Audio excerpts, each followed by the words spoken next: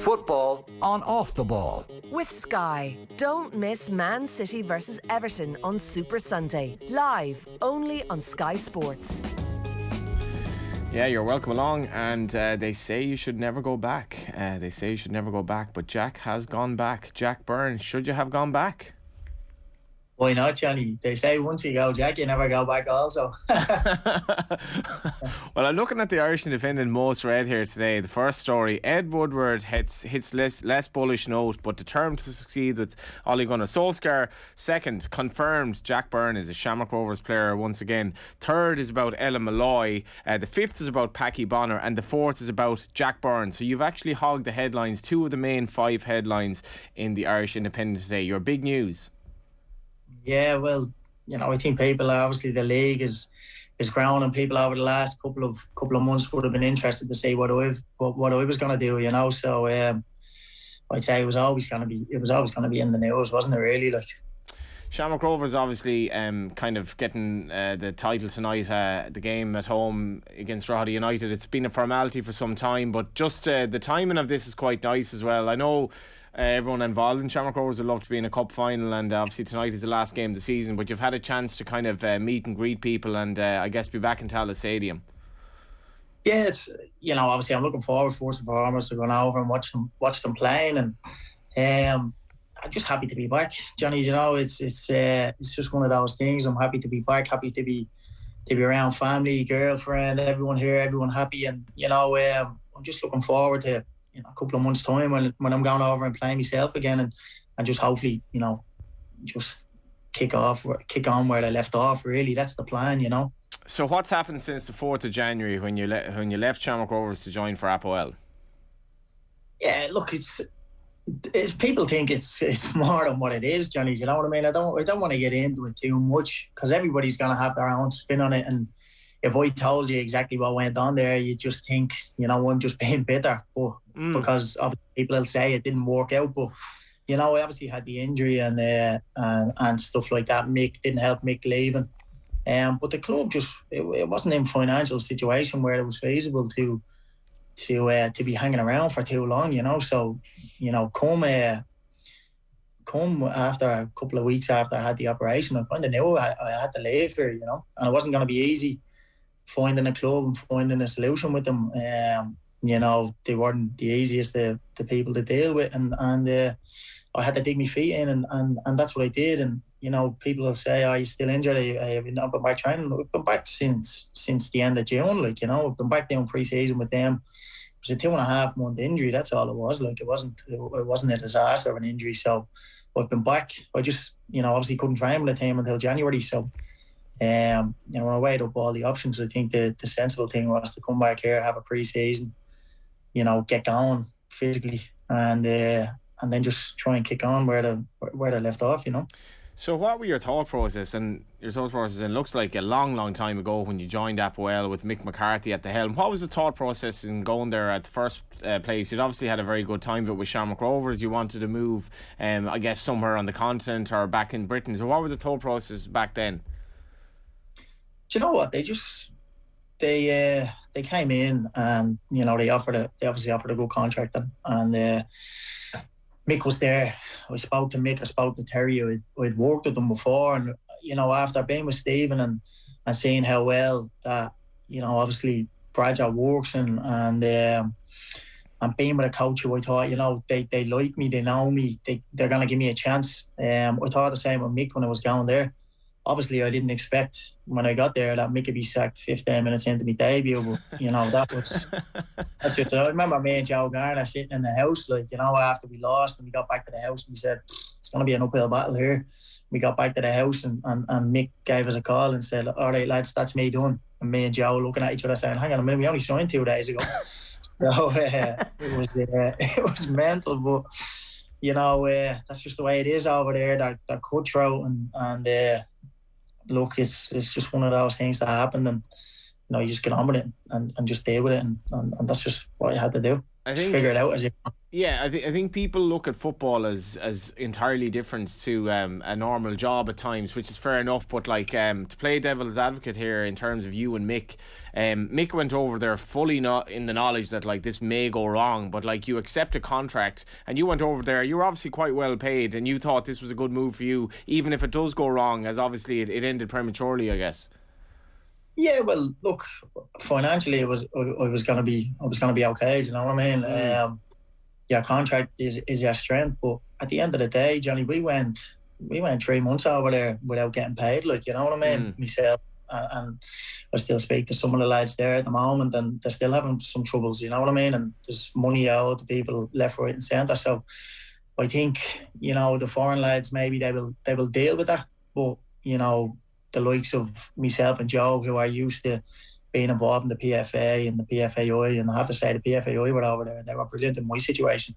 So I have to thank Ollie and Stephen on that as well, because they were Ollie absolutely Cal brilliant. and Stephen McGuinness, Yeah, they were great. They were actually over in Cyprus for the FIFA Pro meeting at the time, and they were a big help to me. So along with the English PFA, but the lads over there, a lot of them don't have that strength, So and a lot of them, they might not be able to sit there and wait for it. They might need the money and stuff, so they might have to take what they're offered and just leave at whenever them problems do arise. But the foreign lads that were over there and played in Cyprus for a few years kind of knew, and they kind of knew what it was like, and they were willing to kind of put up with it. But myself and Joe, we weren't going to put up with that. What was the standard like? Standard was good, Johnny. It was very hot, like it was boiling, so it was a different game. It was slower. It was a lot slower. Technical. It actually, I know it's mad to say, but I actually really enjoyed it, and it wasn't as if I was pulling down trees to get out of there. Like it was just one of those things where the situation at the club forced me hand that I had to leave. And but lifestyle wise, football was brilliant. Like the training ground, everything like that was great. Somewhat different to Ballybock. Yeah, it was a bit different to Tallaght. There was a bit of a breeze over there. Now, most days it was only 47 degrees, so you struggled in that. It's proper hot, like.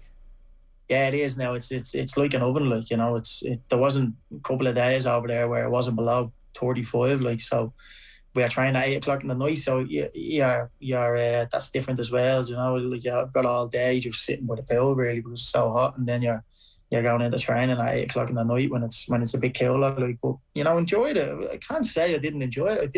I enjoyed the experience. I enjoyed seeing how different countries do things, because that's what it's all about. You only get one crack at this, so when an opportunity like that comes around, it was the same when I went to Holland. Like I wanted to do something different. I didn't want to just jump at the first thing that came across the water in the UK or Scotland. I wanted to try and venture out, and if I was gonna leave, try something different. And obviously it was rewarding in different ways. I'm just thinking there now, you're 25, but you've already played in 5 different European countries, so you have gotten, like, you wanted to try new experiences. I've no problem trying new experiences. People will say I was homesick and I want to come home and I miss home, and this is purely a football decision for me, Johnny, to come back and play for Rovers. I'm going back into a club that's really on the up. They're playing unbelievable football. I've watched them loads of times this year. The manager is brilliant. The coaching staff is brilliant. They've got great people over there. I don't know if you get your game, to be honest. I don't know if you get your game. You have to go in with Dylan Watts, Danny Mandrow, Gary O'Neill. I don't know, like Dylan Watts, Danny Mandrow, Gary O'Neill, to name but 3 in that midfield. Richie Towell obviously there as well. I don't know, like you could be struggling there, Jacko. Yeah, no problem. Just as well, you're not picking the team, Johnny. Otherwise, you wouldn't have signed me back. To be fair, I probably would have. But Bradzer obviously loves you. Yeah, look, I have a good relationship with Bradzer, and he's obviously. I think I've done well for him, Johnny. I got two seasons I was here. I was 2-time player of the year. So I think I've repaid his faith that he showed me, and I think, I think he knows that. If I don't rip it up every game, at least I'm going to go in there, and he knows what character he's getting, and he knows that I'm going to give it 110% anyways, like the first 2 years I was there. And in terms of going back, then, like, what were your options, and were there other options? I guess I have to say your stock has probably not risen because you've played so little in Cyprus. I imagine they're going to get the same player that left Ireland. But did you have other options?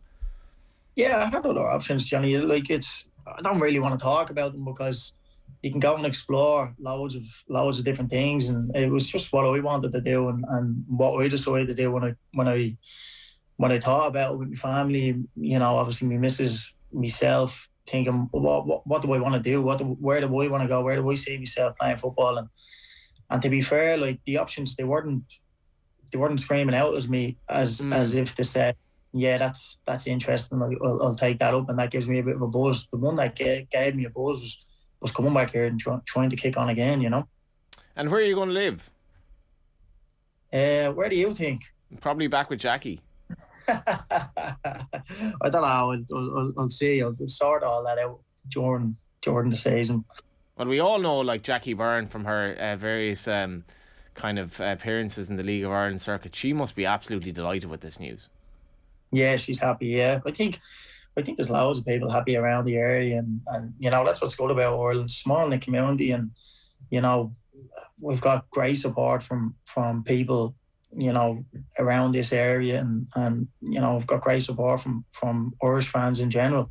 Obviously, you get a bit of stick from the Dundalk fans, the Bows fans, the Pats fans, whatever. But it is what it is. Like. You know what I mean? It's part of football. And if they weren't giving me stick, I'd probably be more worried, Johnny. Do you know what I mean? Well, because you're still relevant. Do you know what annoyed me though? I was reading how, like, the FAI had. I think the report was that the FAI had kind of been canvassing, doing a bit of lobbying to look into the Brexit situation, and that young players can't go over anymore, which to me is a big opportunity for Irish football. You've been over there, and you clearly are something of a home bird. There is a bit of a value in actually playing at home and being around your family. Yeah, there is. Like, I don't know. It's difficult, It's hard to say to a young lad, Johnny. I was in that situation myself. Like, it's hard to say to a young kid that Man City come in for you, Man United come in for you, Tottenham come in for you.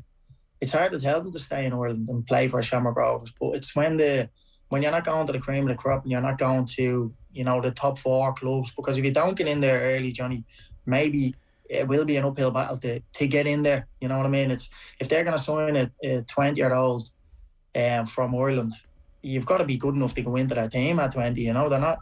They want to get you over there at 15, 16 at them top clubs.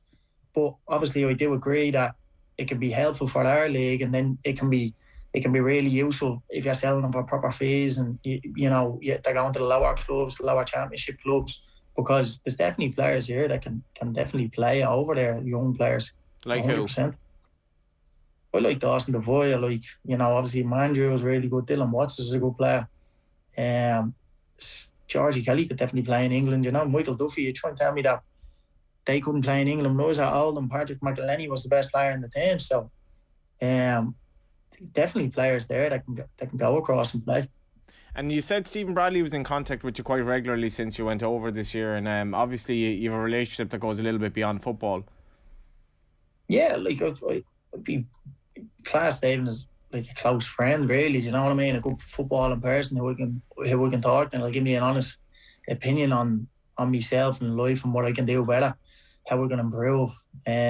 So I speak to Stephen all the time. Do you know what I mean? It's not one of those things where it's strange if he gives me a call. Like that's not a problem. Like I've always done that, really.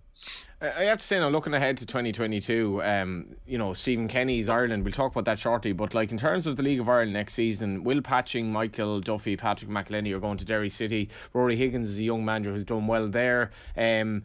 You're signing for a Shamrock Rovers team that has effectively cantered to 2 league titles in a row. St Patrick's Athletic are second, and they're making progress. I don't know, Jack, they're the ingredients for a really, really good season next season.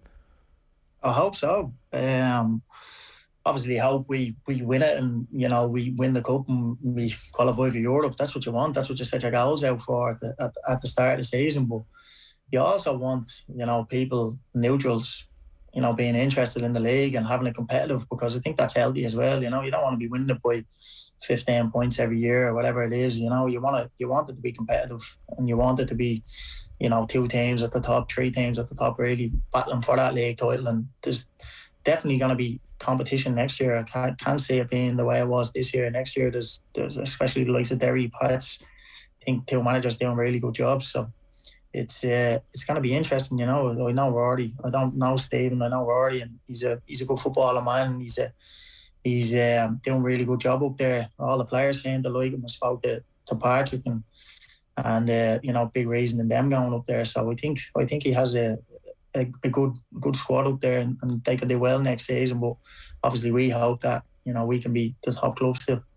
Do you feel further away from your Ireland ambitions than you were? I mean, we remember your debut against Bulgaria where you were outstanding. I thought that night, I had to look back in the date here, 10th of September 2019. You didn't look remotely out of place. But I guess your career has kind of, taken a different trajectory since. What have you made of the whole Stephen Kenny story so far, and what are your ambitions in that regard?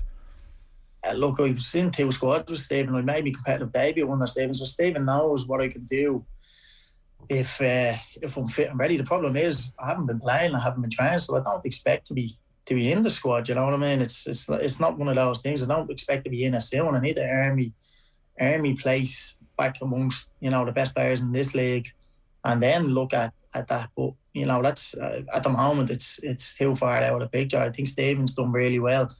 He's playing really good football. The lads love him. I know the lads love him. So we still talk to all the lads and be very good friends with the lads. So, I know they're enjoying it, and I think it's kind of turned the corner now. The last couple of games, especially, and I'm buzzing for the teams because you're a fan at the end of the day, Johnny. And if you're involved, brilliant.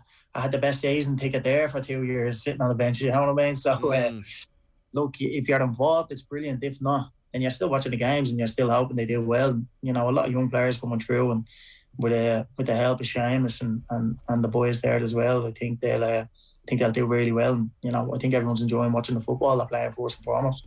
Yeah, Rowan Early had an article in the Business Post today where he was just on about how he is trying to change how we think of ourselves. Like, do you get that? It's like, because we did, and I'm not trying to downplay other managers here, but it was a case for so long with Ireland where it was like, try to play to the limitations of ourselves and try to make this as neutral a game as possible, rather than actually believe that we can, for example, go to Luxembourg and score 3 goals in the last 25 minutes. Yeah, no, 100%. I think, definitely what he is doing, he's taking the game to teams. And, he's not basing it off being on the back foot. He's very much on the front foot in most of the games I've watched. And, that's different to a lot of Irish performances that I've probably seen over the last couple of years, and he has to take credit for that because he's done really well. Like I'm really enjoying watching the games, but I'll be honest, I enjoy watching most Irish games anyways from growing up as a kid, and 2002 World Cup under Mick say, you're gonna enjoy them games even if we are playing it a different way, so you'll always enjoy it. But I just think the way we're playing now, I think for the fans that are maybe used to watching the likes of Man City, Liverpool's and all these kind of teams, kind of see Ireland trying to play that way, and they might be a bit happier about that. It's interesting to say the players obviously are buying, like they are actually enjoying being part of an Ireland squad again. Yeah, well, look, I think players are always going to enjoy being part of an Ireland squad, and they're always going to want to show up and play for that country. It'd be crazy to say that they didn't enjoy it before, you know what I mean? Because I wouldn't say that they didn't. They of course they did. It's the pinnacle of your career playing for your country, so you're always going to enjoy it. So look, I just think they're enjoying the way they're playing. It's a certain way, isn't it? Like it's a different style of football, and probably a style that Shane Duffy is used to playing at his club, and Seamus Coleman might be used to playing at his clubs, playing out from the back, getting the ball down. So I think they're enjoying playing a different way. But, I can't say they didn't enjoy being in camps before or anything like, because every camp I've been in with lads, they've always loved it and always came. I'm sure you're dying to be back in that squad if you can. Look, it's obviously, as I said, the pinnacle of your career, Johnny. You obviously want to be involved, but I'm just looking forward to getting back down and playing myself and just doing what I can do and just, trying to be the best I can be again for another 2 years while I'm here. And then reassess it again when that's up and just see what happens and just go with the flow and not think too far ahead. But, I'm certainly not thinking about trying to get in that next squad in March or anything like that. I'm just thinking about trying to get a place in the Shamrock Rovers first time and hopefully get through pre-season with. Yeah, that's the thing, and I think as a League of Ireland fan, I'm absolutely delighted to have you back in the league. And you made 2 references to the girlfriend as well. You're in love. Stop, Johnny. You're lost for words. I know, yeah. Fucking hell. What do you say to that, Johnny? There is Jack Byrne. It's great to have you back, Jack. I can't wait to see you playing next season. Cheers, Johnny. Thanks, Pat. And that was Football and Off the Ball, brought to you by Sky. All the football you love in one place across Sky Sports, BT Sport and Premier Sports. Football on Off the Ball. With Sky. Watch Liverpool and Arsenal go head to head on Saturday Night Football. Live only on Sky Sports.